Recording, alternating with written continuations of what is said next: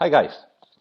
Well, as I promised you around 2 weeks ago that I'm gonna start with webinars about mostly off the court basketball from the position not basketball coach, not a basketball player, but from position of management and agent. Well, to be honest, I was a manager of the club for some period of time. I never worked as an agent. I helped some of the agents, but I know how it works from uh, their point of view, how managers work, how agents work, and of course, what we, coaches and players, want to have and how we want to negotiate our best deals. So, what I want to tell you, first of all, I'm glad that you answer my call for players for German Pro B division, but at the moment I didn't get any answer. Uh, First of all, they ask for players. Second of all, they ask for players in Europe and available. I sent them some suggestions, but I still didn't receive any answer from the German Pro B team. There was also some requires from some questions from Pro A team, but players I have sent. So some of you guys, they said that well, they're looking for something else. Well, this is uh, the management job, and they want to have what they want. It's not about us. Now, as you all know, and I wrote you before, I'm at the moment in between jobs. Well, hopefully not for long. Uh, but I want to tell you why am I doing this and why am I trying to help players. Well, this is what I do. When I'm coaching, I'm not coaching what's only on the front. I'm also coaching what's on the back, so not only for the club, but also for the players. I want my players to develop, and when they leave the club, that everybody says, okay, he was in this and this club, he's nice, polite, hardworking person, and he developed or she developed greatly. This is what I'm doing. Now, at the moment, I cannot help my players or any players by coaching. I said I'm between jobs, but I can help you to understand better some of the process which are before you get your job. So, there is lots of clubs in Europe. Well, we will talk mostly about the European teams and how the things go in Europe. There is lots of teams. There is hundreds of agents and there is thousands of players want to come to Europe, want to play in Europe. There are European players who wants to play. There are players from other continents, mostly from United States and Canada. They're coming here and they want to find a job, male or female, doesn't matter. There is lots of them. The problem is that most of the clubs can have only two, maybe three, and I heard lately that in some leagues they can have zero non-European players, which in my point is ridiculous, but those things just happened. So, well, lots of players answer my, as I said, lots of players answer my question, but there is more people asking the same question, maybe on different websites.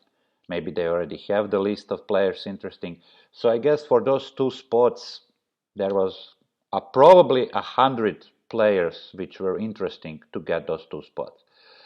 So Generally, my opinion is that for one spot, one openings, it is between 50 to 75 players looking for that spot. You know how many colleges, universities are in United States, how many players go to play NBA or development leagues, and how many players wants to come and play professional basketball because they cannot get a contract at the moment in NBA.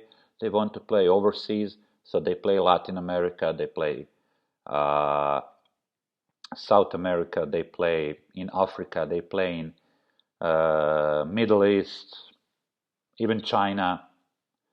But still, there is so many players without the job. So uh,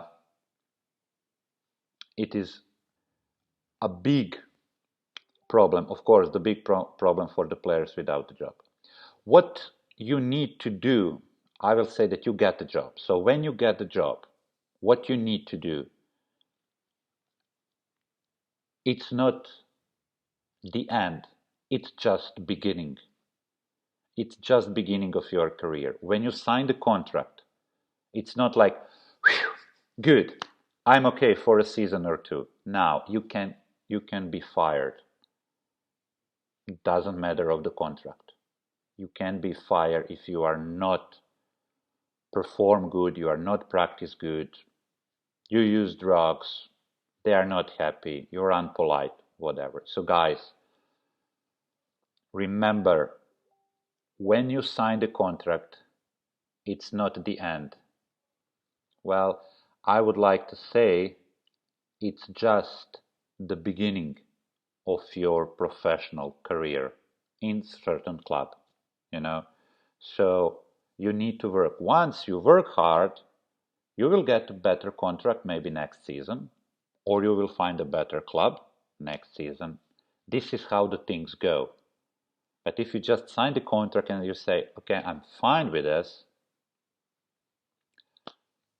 you can be sure that you are going to be fired in 3 months. It doesn't matter, boys or girls. It even doesn't matter if it's European or American player. It doesn't matter. When you sign the contract, you signed that you are going to work your ass out. That's what you need to do. That's what the coach is like. So, now, go back to the negotiation things. First, uh, the coaches, the clubs are looking for players. And they ask agents, friends, previous players, do you know, blah, blah, blah. You know the story.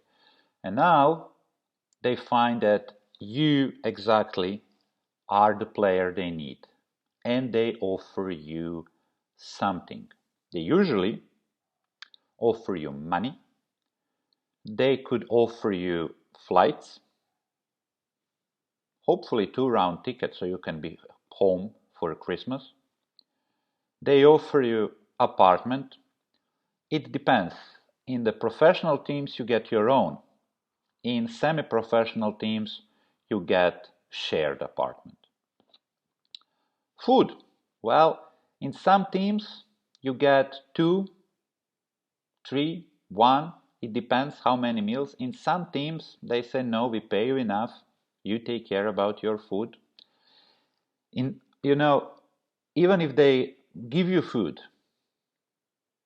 even if they give you food, at the end of the day, you will find yourself cooking for yourself because you just can't eat in the restaurant 3 meals per day. You know, because however good food there is, it becomes to be boring. Can you imagine yourself eating 10 months in a row the same food? It's like you're eating in McDonald's every day. Yeah, you can eat cheeseburger, hamburger, double mac, bacon, whatever, but at the end of the day, it became very boring. So you will go and you will start cook for yourself. But yeah, those are the things teams can offer you. They can offer you a car. As said, in a professional clubs, they will offer you a car. That will be great for you.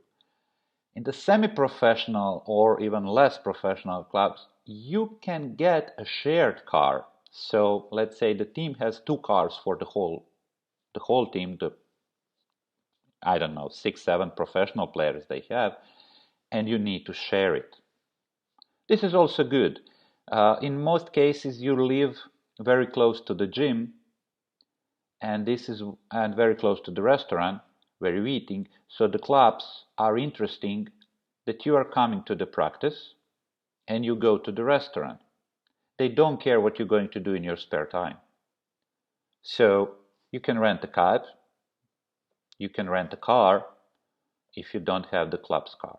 So for the clubs in Europe, the most important thing is that you are on time on practice, on time on game, on time on bus. That's what they need. When you have your free time, they also don't like that you go like few hundred miles, or you go on the plane and you spend a weekend in a city, I don't know, on the other part of Europe. They don't like it. But if it's your day off, I suggest you ask. You coach. You ask your coach, and the coach will say, okay, you can, or you can't. It depends. But listen what your coach says, because the coach is the most important person for you, because he's the first person and the person you're gonna see most of the time, you know. And if you build a good, trustful relationship between you and your coach, or your coach and you, it goes both ways, then you will have, and the team will have, a very fruitful season. That's very important. Now, when the club offer you those things, it is very, very important that you have an agent. About agents, according to FIBA rules, you do not pay your agent. You do not pay your agent. Clubs pay 10% of your salary to the agent. So if you agree that you will receive 15,000 per season, on top of that, 10% the club needs to pay to your agent. So if you hear that someone agent is looking for players, and then you said, okay, I want to be your player, and he said, you need to pay me 10% of your salary, or even better, you please send me 300 euros in advance, just don't do it. Don't do it. Just say thank you and goodbye, because the agents are paid by the clubs. Another thing, if anybody is asking you to send him money, it could be club, could be an agent. In most cases, they are fake clubs and fake agents. Send me the money so we can provide your visa or working permit. It doesn't go that way. For visa, you need to apply in your own country, in the embassy of that particular country you are living. So you are not applying for visa in some other country, or someone else can apply for a visa. Regarding working permit, you need to sign the contract, you need to come there, and then you ask for working permit or any other permits. And in the contract must be stated that you are not going to pay for it. The club needs to obtain every visa, working permit, whatever necessary for you to play. They want you, they have to pay for it. It doesn't matter which level of the club. They need to obtain visa and working permit, if necessary, if needed. If it's not needed, even better. Then you just come, you play, that's it. In most of the countries, when you come, you will go to the police station or any other authorities They will give you a residence permit so that you stay there in this and this apartment and this address. So if they need to find you, they will find you. Like in Germany, this is what's happening in Germany. In Germany, US players do not need a working permit. They just need to be registered on the new address. That's it. No visa, no nothing. Now, uh, basically, agent is negotiating your contract. This is what they are paid for. You tell your agent what you want in the contract, and now he or she negotiated with the club for you. And you need to trust your agent. I know it's hard. I know it's hard. But this is what they are doing for a living. This is what they are doing for a living. You play basketball for a living. I'm coaching, and they represent us. So we need to trust them. Sometimes it's hard. Sometimes we all think they are not doing their job. You know, but sometimes there is actually no clubs for us. So whatever they try to do, however they hard working on us, there is just no interest, and we need to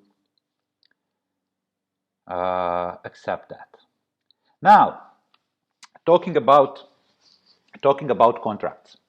Well, I have a contract here. This is how suppose the contract should look like.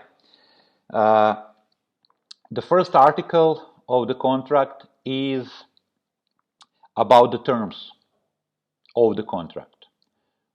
When the contract starts, when you need to come, and when are you allowed to leave the country, the club, when is the end of the season. Then in the second article, it's obligations of the player. Usually it's stated that you need to be present on certain amount of practice, that you need to be there for games, friendly or regular season games, that you need to wear the club uniform, that you need to be there for an autogram session, media days, and everything. Those are your obligations. It also says that you can be punished if you do not follow those rules.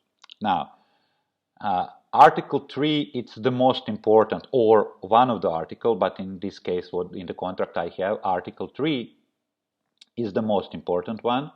It says the benefits of the player. So in this article, it stipulated your salary and how much money you will earn for the whole season, how much money you will and when monthly, or maybe in some clubs I know they pay at the beginning of the season, middle of the season, end of the season, because we are talking about lots of money. So if you work for, I don't know, $150,000, so they give you 50 at the beginning, 50 at the middle, and 50 at the end. It's not necessary that they pay you every month. It depends on the sponsorship income and everything, so it depends. But it must be stated, because if they don't pay you on a certain amount of time, you can stop practices after you gave them a warning, like, okay guys, you're late 10 days, I give you 7 days warning, and if you don't pay me, I'm stopped with practicing. And then after that I stop with games, and then after that I'm leaving. But we will come to that later. So about those, what I said, late payments, it could be penalty. So the good agent will put a penalty. So let's say, okay, the club can be late for like 10 days. It's more or less fine. But if they're late more than 10 days, they need to pay a penalty $10, let's say, or $5, or 50, or 100, whatever. It depends on the negotiations uh, per day. So every day your salary comes up and up and up. And usually if the payment is over 10 days late, so then you can have a right to sit out and not practicing, as I said. You can say to the club, I'm not going to play until you pay me. You can send them a written notice of your intent that you are going to broke the contract, that you're going to stop with the contract if they don't pay you. And at the end of the day, you can leave. Once you leave, because they are late with your payment, they still need to pay you the full amount of the contract. This is very important that this is stipulated in the contract. So if they are paying you like 3 months, and on the 4th month they start being late, and on the 5th month there was no salary for the whole month, you can say, okay, now I'm leaving the club. I'm leaving today, and they still need to pay the whole money till the end of the season. Okay, well, they will probably negotiate and they will pay you some, and you will say, okay, well, give me something, that's fine. But don't forget, when you leave, and if you find another club, and that club starts to paying you, the club is, your former club is an obligation to pay you only till the day you find a new one and start playing for the new one. So if it's that 3 months, then they will need to pay you for 3 months. If you don't play the whole season, they need to pay you for the whole season. I hope you understand what I mean. Then it's about bonuses. So it could be bonuses or not. It depends on the club goals. If the club just want to stay in the league, be in the middle of the standings, they will probably not offer you a bonus because maybe they don't have money, they don't have higher goals, they just want a play on certain level. If it's better, it's fine. If it's not, it's also fine. So plus minus 10% in standing, that's fine for them. Additional obligations of the club. We already spoke about that. I already mentioned that. It's apartment. Could be on your own or could be shared. But important thing is that the club is paying for your overhead expenses. Okay, for rental, for gas, electricity. That's therefore. They also need to pay for your internet, but not for your mobile phone. But if you have internet, you will probably use WhatsApp, Viber, Skype, or whatever to contact your family. And when I'm talking with the clubs, I usually tell them that the most important thing for the player beside the salary is an internet. So high-speed internet because you want to contact your family. Sometimes you want to watch movies on Netflix, etc. So usually most of the clubs provide, and now the internet, high-speed internet is pretty cheap, so it's not a big deal in the whole costs for the club. So most of the clubs provide that. As said, or visas, working permits, licenses you need to do there. Well, it's all club's obligation. Equipment for practices and for games. No shoes, just jerseys and tracksuits and everything. As I said, 1 or 2 round ticket, so you can go home. You can come before the season, before the preparation start. Then you can leave for Christmas, come after Christmas, and leave at the end of the season. That's what they are paying for. Yeah, could be also meals. Those are the things. Those are the things which are important. Some of you have your families, and you want to have your wife, your fiance, your girlfriend, maybe kids with you. Uh, well, it's very hard if this is your first season in Europe, and especially if you are in not very professional clubs, semi-professionals or such clubs. Because, well, only if you are the biggest star in the team, well, then it's different. Then they will give you everything you want. But if you are just one of the players, well, then it's different. For the first season, maybe in the second, and then you have a good season, then the other club comes, or the same club comes and say, hey, we want to sign you for another season. And you said, yeah, okay, but I want my family with me because, I'm a little homesick. I want to see my kids. This is you can negotiate, but it's going to be very, very hard the first season. But if the team really wants you, well, nothing is impossible. Now we are coming to the next article, which is injury or illness. The injuries and the sickness, those are the part of everyday's life, not only for the sportsman, whatever you do, it happens. You need to follow the simple rules of the team. If you are injured or you are sick, you need to inform a club doctor and your coach.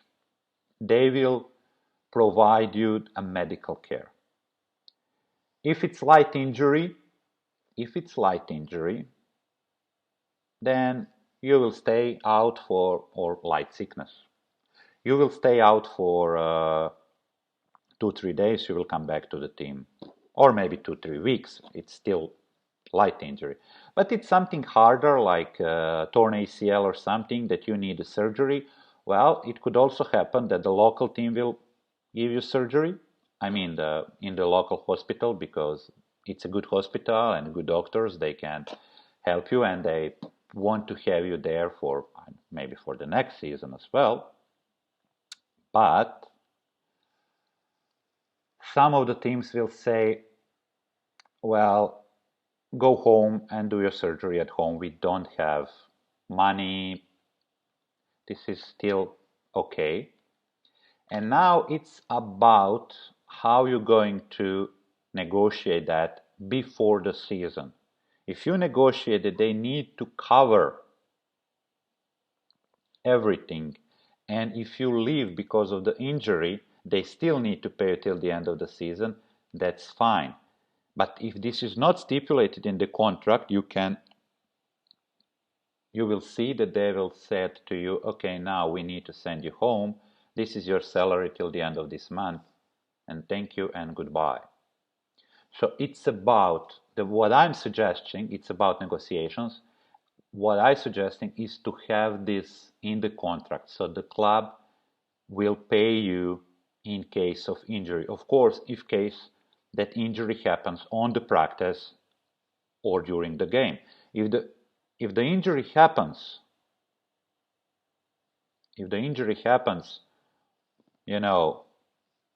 you're skiing in your free time, or I don't know, playing basketball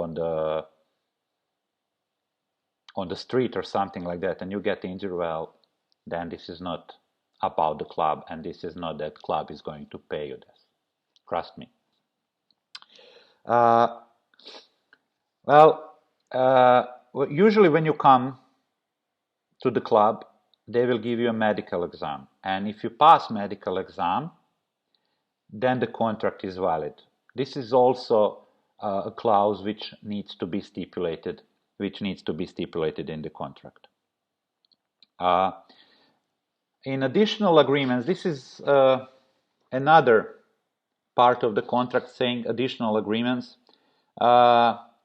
It's about that you need to follow the team rules, not talk negative about the club.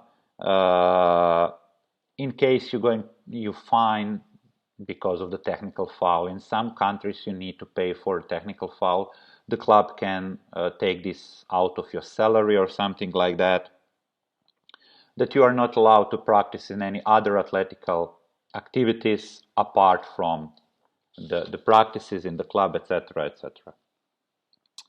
Now we come at the most important clause of the contract. It is FIBA clause. What's that mean? It is the FIBA and the Basketball Arbitral Tribunal are covering players, clubs, and agents. They covering players and agents in case the club is not paying, and they could also cover the clubs in case the players are not obeying the rule and still ask for the money, or the player left by your own. So you left because, I don't know, I find out that my girlfriend is cheating me. I sat on the plane flying back home or something like that and never come back. Well, they will go to the FIBA tribunal and you're going to be banned to play for another club until you pay the fine to the club. Could be very expensive. So yeah. Now, most of the contract have this FIBA clause in it. It means that both of you, I mean, all three of you, your agent, you, and the club, you agree that any dispute will be, you will going to talk peacefully about this dispute if it happens.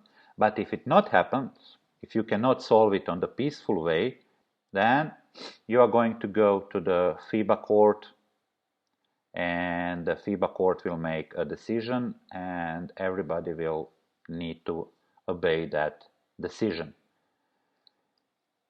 Then another article, it's about releasing you, that at the end of the contract, at the end of the term, you are a free player. You can go without any buyout.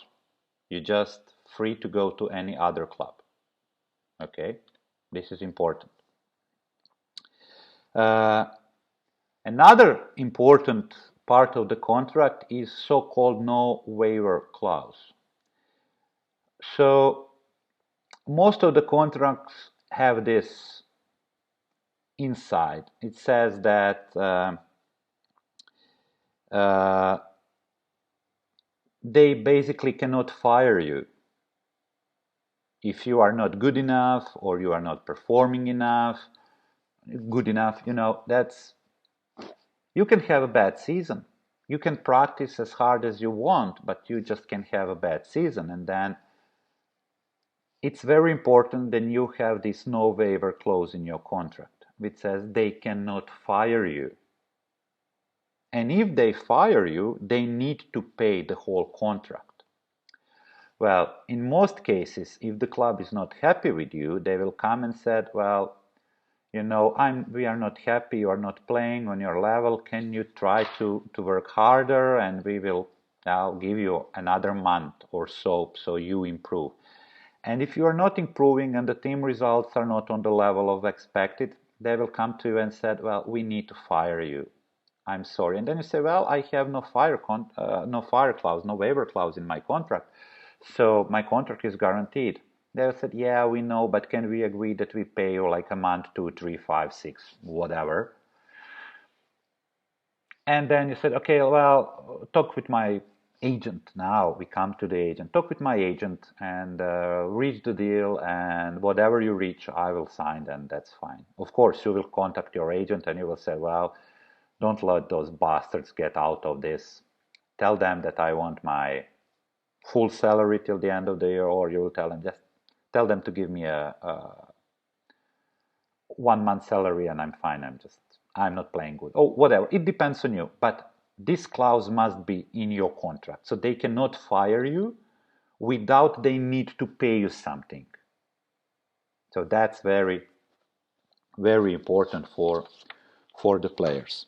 Now, we are coming close to the end of the contracting part, which says that it's about now an agency commission. Some of the agents put their agency commission in your contract. Some of them set up another contract for the agency commission. But most of the agents would like you to support them. Now, of course, you are happy. You're receiving your salary, you play good, the atmosphere in team is fine, the team spirit is great, you have a great result. But your agent tells you that, well, you know, they're owing me my agency commission, so I need your help. And most of the players will say, well, that's your problem, or some of them will say, it's your problem, just try to solve it. But it's not just your agent. You know, you and your agent, you are partners. So if they pay you and not paying your agent will come and say, okay, there is a stipulation in the contract in which if they don't pay me, I can ask you not to practice. So please, can you sit on the next practice so we can push them to pay my money? And I suggest you say, fine, I will do that. Because it's a pressure. The club needs to fulfill obligations. It is the same if they don't pay you.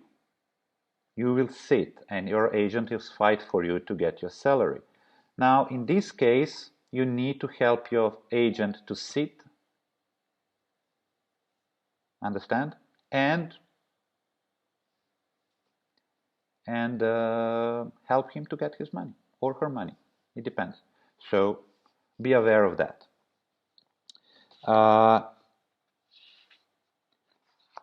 And this is more or less it about contracting and negotiations.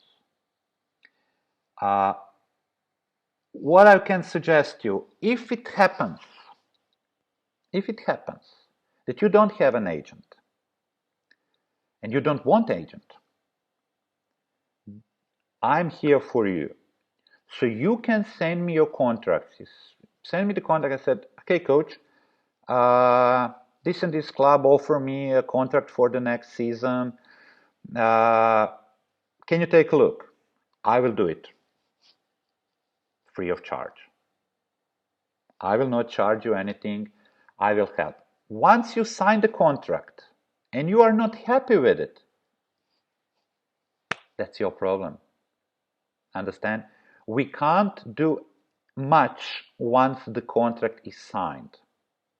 But we can do a lot before the contract is signed. I know that most of you are just saying, well, I just want a contract. And I'm going to go there and I will play or I will coach and I will be happy there and they will be happy with me. But as I said, what we have, guys, is what we have right here, right now. We don't know what's going to happen tomorrow or 3 days or in 6 weeks or in 6 months. Therefore, when you're signing a contract, ask someone to look for it. So if you want me to do it, you receive the contract. I can take a look if everything is there, everything which I think it's important. I don't care how much money you're going to make. You know, I don't care how much, how big apartment you will have or you are going to have a car. But I can help you to see if every important clause is in the contract. So you have me on the Facebook Messenger, some of you even on the WhatsApp Messenger. Just text me, send me email, send me message. Hey, I have a contract. Can you take a look? If everything is fine, I want to sign it. And I can tell you what I think it's fine, it's not fine. As said, free of charge. I'm not going to charge you. I'm doing this because of you. I'm doing this because of you. On the other side, if you want an agent, I have some good friends agent. They can help you. They can support you. They can even put your name on it, on your contract, just in case that you have someone like a lawyer covering your back. But as said, it's about you. It's about you. So we come to the end. Well, it takes us like 40 minutes. I thought 30 will be fine, but the contracting and negotiation with the clubs, it's very, very important. So if you have any other question, just write me, text me. I will help you with everything. And as I said, hashtag players first. Well, have a good day, and I hope in next 10 days I will have another webinar for you. So stay cool.